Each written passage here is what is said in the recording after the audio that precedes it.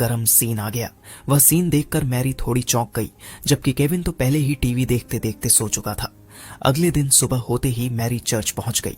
वह काफी धार्मिक और शांत स्वभाव की थी, इसलिए रोज की तरह पहले सेवा करती और फिर प्रार्थना में बैठती। मैरी की एक बेटी थी जिसका नाम मरियम था। मरियम तलाकशुदा थी और उसकी 10 साल की बेटी का नाम जैस्मीन था। आजकल जैस्मीन अपनी नानी मैरी के साथ ही रहती थी और मैरी उसे धीरे धीरे इंटरनेट चलाना भी सिखा रही थी। ऐसे ही एक दिन पूरा परिवार मरियम को वीडियो कॉल करता है। मरियम का सपना था कि वो एक डांसर बने, इसलिए उसने जैस्मीन को मैरी के पास छोड़कर बड़े शहर का रुख किया था। फैमिली से बात करने के बाद मैरी सोने की तैयारी करने लगी, लेकिन काफी कोशिशों के बाद भी उसे देर रात तक नींद नहीं आई। तभी वो उठी और अपना आईपैड खोल लिया। उसका मन था कि वो आईपैड पर कुछ पुराने ऐतिहासिक शहरों के बारे में देखे। इसी दौरान मैरी से गलती से एक लिंक खुल जाता है और अचानक में आईपैड जॉनी सर की खुदाई वाली वीडियो चलने लगती है। ये पहली बार था जब मैरी ने ऐसी चीज देखी थी, इसलिए वो घबरा गई और तुरंत आईपैड बंद कर दिया।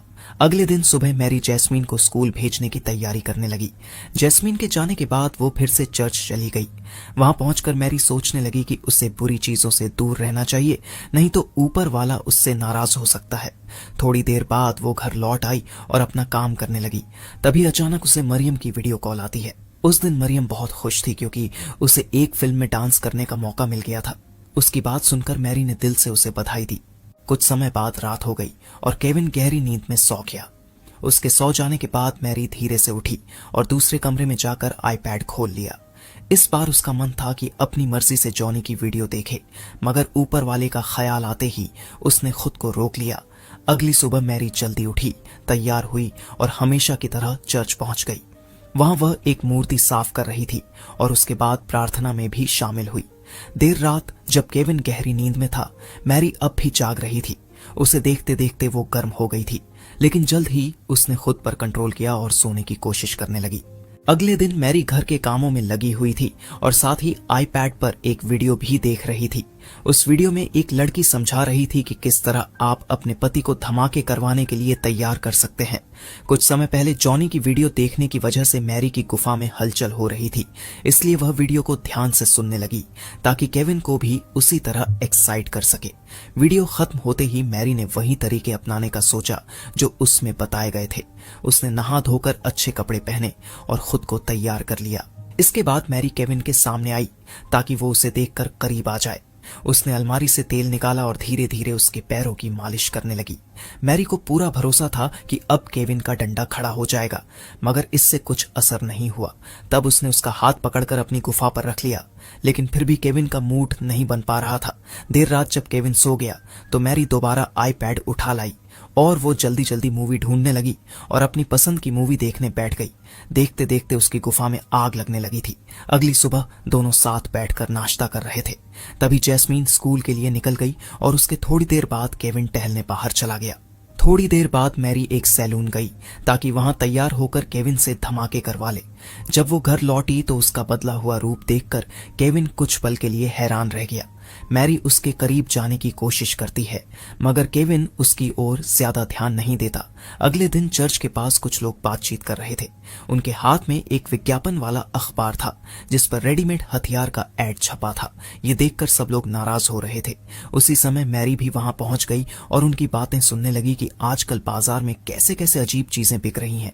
जल्दी ही सब लोग उस अखबार को कचरे में फेंककर अपने अपने काम में लग गए। उनके जाने के बाद मैरी चुपके से वही पेपर उठा लेती है। थोड़ी देर बाद वो उस जगह की तरफ निकल पड़ी जिसका जिक्र अखबार में किया गया था।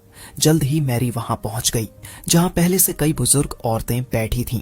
ये औरतें अपनी गुफा शांत करने के लिए अलग अलग हथियारों का इस्तेमाल करती थीं। मैरी का नाम सुनकर उन्होंने उसे भी एक रेडीमेड हथियार दिया ताकि वो भी उसका इस्तेमाल कर सके और अपनी गुफा में खुद ही धमाके कर ले। पहले तो मैरी उसे ध्यान से देखती रही, फिर उसे अपने पास रख लिया। कुछ समय बाद जब वो घर का काम कर रही थी तो केविन पास ही बैठा हुआ था। थोड़ा सोचकर केविन बोला, मुझे पता है तुम्हारी गुफा गन्ना मांग रही है, लेकिन मैं अब इतना बूढ़ा हो गया हूं कि मैं धमाके नहीं कर सकता। वैसे भी हमारी उम्र अब बहुत हो चुकी है, हमें इन चीजों से दूर रहना चाहिए। मैरी उसकी बातें ध्यान से सुन रही थी, मगर उसने कोई जवाब नहीं दिया। देर रात जब केविन सो चुका था, मैरी फिर से आईपैड खोलकर बैठ गई। इस बार वह उसी हथियार वालों की वीडियो देख रही थी जिसमें रेडीमेड हथियार के बारे में बताया जा रहा था।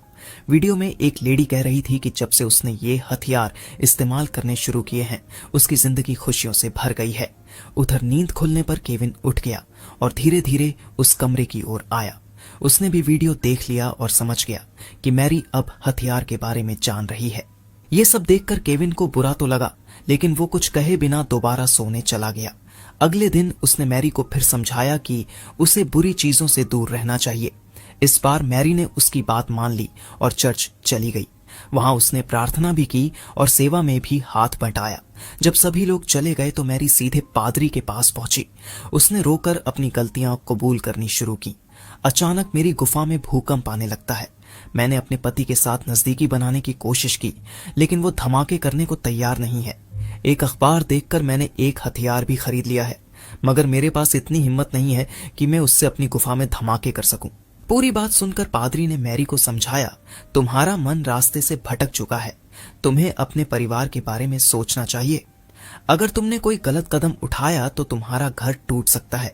पादरी की ये बातें सुनकर मैरी ने साधारण जिंदगी जीने का फैसला किया। अब वो अपना पूरा दिन घर के कामों में ही बिता देती। दूसरी तरफ केविन पर भी असर होने लगा, जैसे उसकी जवानी वापस लौट रही हो। वो खुद को मैरी के लिए तैयार करने की कोशिश करने लगा। उधर मैरी ने अपना ध्यान घर के कामों में लगा लिया था, लेकिन इस बार शायद केविन का मन बहकने लगा। एक दिन दोनों साथ बैठकर खाना खा रहे थे। उसी दौरान मैरी उदास दिखी तो केविन ने उससे कारण पूछा। मैरी ने बताया कि उसकी एक सहेली बीमार है। ये सुनकर केविन ने उसे दोस्त से मिलने जाने को कहा। इसके बाद मैरी तैयार होने लगी। इस बार केविन ने भी उसे तैयार होने में मदद की, जिसे देखकर मैरी हैरान रह गई। पहले तो वो उसकी ओर ध्यान ही नहीं देता था, लेकिन आज खुद ही पास आकर मदद कर रहा था। कुछ देर बाद मैरी अपनी बीमार सहेली ईमा के पास पहुंची। ईमा काफी समय से हथियार का इस्तेमाल कर रही थी और वही वो जगह भी थी जहां से मैरी ने वो हथियार खरीदा था। ईमा ने उसे हथियार के इतने फायदे बताए कि सुनकर मैरी सोच में पड़ गई। थोड़ी देर बाद वो वहां से निकलकर वापस अपने घर लौट आई।